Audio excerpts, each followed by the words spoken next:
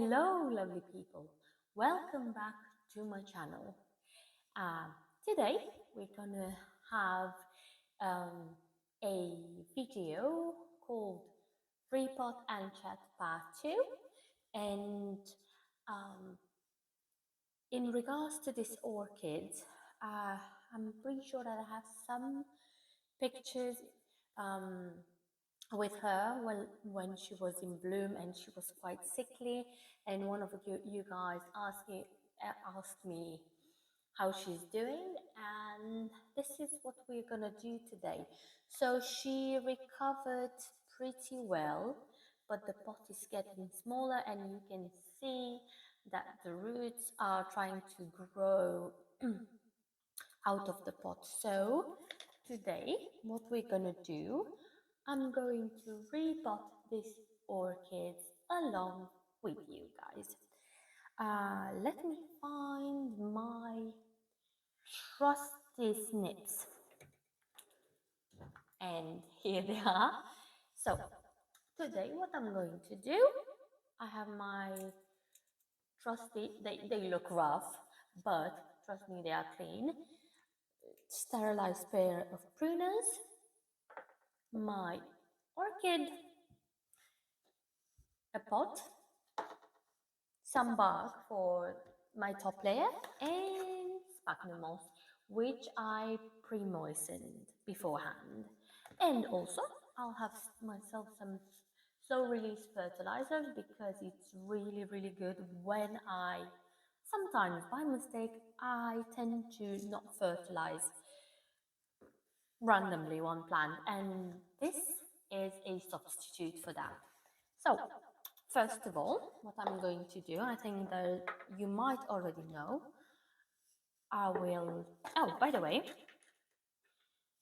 I will have one marker and a tag, because I don't have an ID for her, but what I'm going to do for this orchid, I will write down the description of the flower and just pop it in. And whenever I will end up knowing the ID of this orchid, I'll just write it just behind, because that might help me, because I have a ton of orchids that are in spike at the moment and I do not have a tag for them.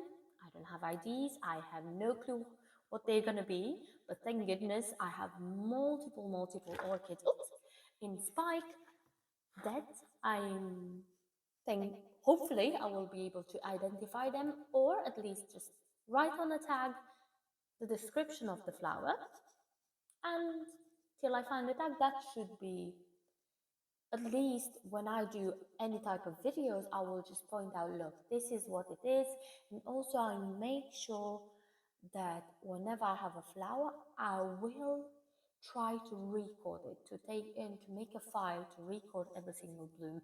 So whenever I show you a plant or when she's in spike, I can pop a picture on the screen and say, look, here's the orchid and how she will be blooming. Now, let's get into it. I'm going to slowly wiggle. Oh, that was easy. She doesn't have as many roots because she was very set back. I made some shorts about the progress, and then I think that this was, I tried to say that maybe last year, I'm not really sure how long ago. I will remove this lower leaf. Oh, can you see this? Do you see? I don't think it's a flower spike. It's slightly rounded right here. I'm not sure if you can see it. It might be a root. So I'm not going to really remove this leaf in the bottom, because if it's a root tip, I don't want to damage the root tip, because as you can see, we don't have very much of a root system. Do you see? So when I tried to save it, it was in pretty bad condition. I think it was down to only one or two leaves, and you can see how like the stem, how thin it became from here thicker and then gradually get thinner till it recovered and now is starting to getting thicker. Although I know it's a little bit, I don't have as much as a root system, but what I am going to do, I am going to snip right under. Can you see it? Right underneath. Because I do not want to have that much of a long stem in between. Okay, and I'm going to clean. As you can see, these roots are pretty dried up. These are not viable, so I'm going to snip them. Another one which is quite papery, as you can see. I'm going to snip right to the base. Okay, there's some more, and there are some leaf sheets. Oh, unfortunately, I thought that this is viable root, but it isn't. So I'm going to snip it off, and oh, snip from here as well, because as you can see, look, it's peeling off. Okay, I can see some root tips right here, so I'm going to leave it. And what I'm going to do, I'm going to pot this root inside the medium. I know sometimes it's very, very tricky to pot up area roots, but with what, like, I will, my sphagnum moss is very, very, like, it's moist but not overly like soaking wet. So I will place it in like moist sphagnum moss, and gradually increase. Like I will try to not overwater it to suffocate the roots, and it usually works for me, to be honest. Now, as you seen it properly previously, I cut the stem. What I am going to do, I am going to place this on the table to dry up properly, and then I will return with you guys with the repotting when I will pot this up. I'll give it maybe an hour or two just to slightly seal up the wound. Now, what you can do to speeden up the process, you can use some cinnamon, powdered cinnamon, and just place them end of where the cut is, place it in cinnamon and just let it dry out. I don't have cinnamon on hand, so I'm just going to have to stick with the air to slightly dry up the wound. Back. What I'm going to do right now, I'm just moving these sphagnum moss, used sphagnum moss aside and make space for my pot. I left it to dry for a bit.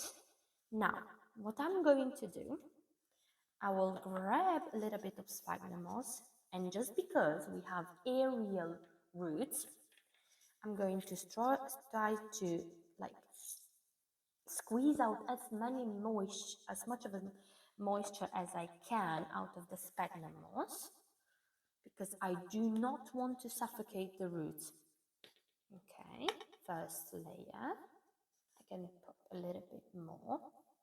And actually, when you wet your sphagnum moss, sometimes, not all the times, after repotting, you might see it's like some mold forming on top of the sphagnum moss. I don't see it harming the orchid, so just wait it out till actually that mold dries up. It usually lasts until maybe a week or week and a half, and it usually disappears for me. Now, what I'm going to do, I will slowly wiggle it and twist the pot gently, but very, very gently. And as you can see, by twisting the pot around the orchid gently, it actually sits into the pot without actually snapping or damaging the roots. And now I'm going to, yet again, squeeze the moisture out of my damp sphagnum moss, and slowly, just avoid, just because we have aerial roots, avoid overpacking, or how the sphagnum moss, because yet again we do not want to suffocate these roots. Just gently. And now my preference is to add a couple of beads of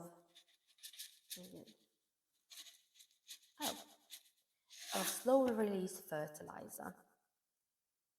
Okay, and on the other side, and we should be fine with it. And then another layer of sphagnum moss. Okay, slowly, gently. We don't want to damage it, this orchid. I'm quite happy because gradually this orchid puts out bigger and bigger leaves. And to be honest, this orchid is just gorgeous. It's a white, not white, it's like a combination of a magenta and pink, but it's a type of the type of the pattern what is displayed on the flower itself is like, I don't know, a swarm of birds flying, but in fuchsia. I mean, she's just gorgeous, and she can be a huge orchid. She has a huge potential. Now, this is my last layer of sphagnum moss, and again, I have a slight preference to have a top layer over my sphagnum moss. This prevents drying up, like the drying up of the top layer, the top sphagnum moss layer, and the building of the salts. Like, 'cause sometimes when you water your plants, we tend to have salt buildup on any type of medium on top.